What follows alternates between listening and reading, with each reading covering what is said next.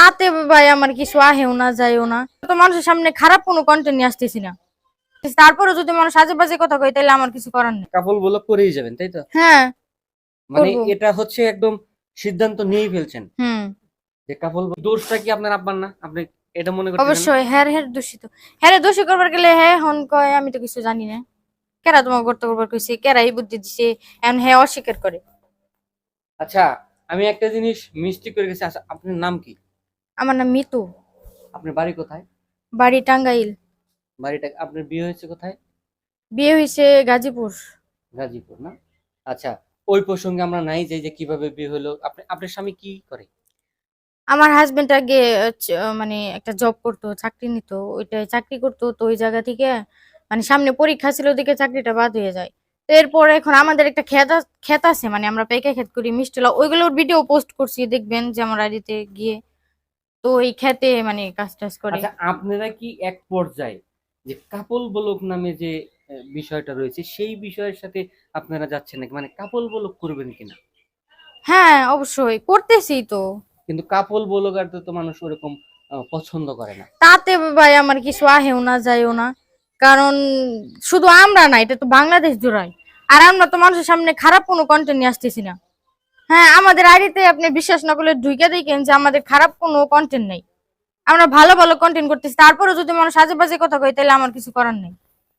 মানে আজে বাজে কথা বললে আপনাদের কিছু না তারপরেও তাতে আমি কি আপনারা করব। মানে কাপল ব্লগ করেই যাবেন তাই তো? হ্যাঁ মানে করব। এটা হচ্ছে একদম সিদ্ধান্ত নিয়েই ফেলছেন হুম।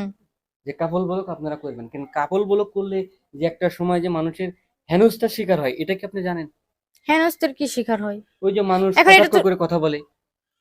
এখন মানুষ তো অনেক কিছুই বলবো। এখন আমি যদি আমার জামাইরে বাদ দিয়ে আমার এক ভাইয়ের লগে যদি আমি হেঁটে যাইতে, তো মানুষ থেকে দেখো জামাই থেকে অন্যজনের লোক হেঁটে গেতেছে, মানুষ নেগেটিভ ভাববো। কিন্তু হ্যাঁ কিন্তু আমার ভাই, মানুষ তো অনেক কিছুই ভাবে। এই যে প্রতিবেশী যারা আছে এরাও তো অনেক নেগেটিভ, অনেক কিছু ভাবে না। মানে তারা কি এখন কি ভাবা শুরু করে দিছে নাকি এই যে আপনারা ভিডিও করতেছেন? এখন আমি কেমনে কম, মানুষ যা ভাবে। মানে আপনাদের কানা ঘোষা আপনাদের কানে আসে নাই এরকমটি না শুনে? আমাদের কানে এরকম কিছু আসে নাই। তো আপনারা সিদ্ধান্ত নিয়েছেন যে আপনারা কাপল ব্লগ করবেন তাই তো? হুম হুম।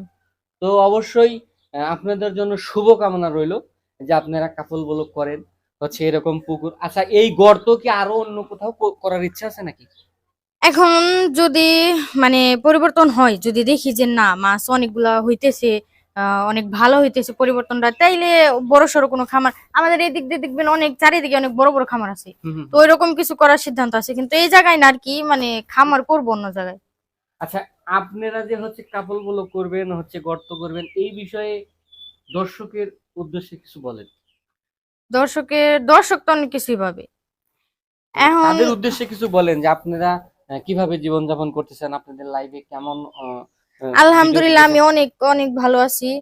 আমার শ্বশুর শাশুড়ি হাজবেন্ড অনেক ভালো, মানে আমি আলহামদুলিল্লাহ এর উপরে কোনো কথা নেই, খুব আচ্ছা, ভালো আছি। আর আপনার আব্বার লগে কি আরো ভিডিও বানাবেন?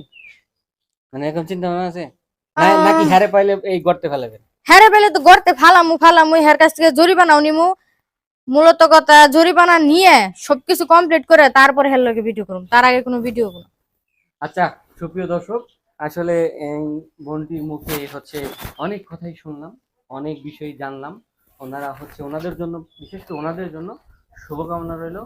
তো আজকের মতো বিদায় নিচ্ছি। আচ্ছা ঠিক আছে। অবশ্যই ভালো সবাই ভালো থাকেন, থাকবেন। সুস্থ থাকেন, অবশ্যই ভালো কাজের সাথে থাকেন। আল্লাহ হাফেজ।